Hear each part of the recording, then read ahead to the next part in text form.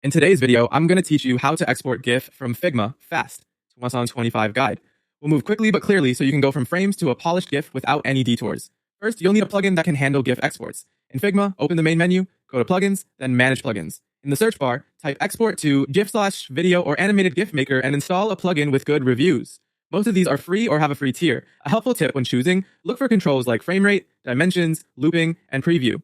Once installed, you can open the plugin from the same plugins menu or by right-clicking on the canvas and choosing it from the plugins list. Next, prepare the frames for your animation. Create or arrange your frames in the order you want them to play. Keep each frame the same size for a clean result, and align elements across frames to avoid unwanted jumps. Naming frames sequentially can help you keep track, but what matters most is the order. Place them left to right or top to bottom, then select all the frames you want included. You can drag to marquee select on the canvas or use shift-click in the layers panel. The plugin will follow your selection, so make sure everything you want in the GIF is highlighted. Now open the plugin and choose the GIF format. Set your frame rate. 12 to 24 frames per second is common. Lower frame rates create smaller files and a snappier feel. Higher rates look smoother but increase size. Set the dimensions to match your frames for the best quality. If you need to resize, scaling down is fine, but avoid upscaling which can blur details. Decide whether the GIF should loop, and if available, set a background color or transparency.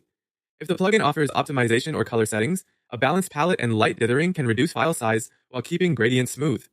Use the preview if the plugin provides one to confirm timing and order. When you're happy with the settings, click Export or Generate GIF. Figma will render the animation and prompt you to save the file.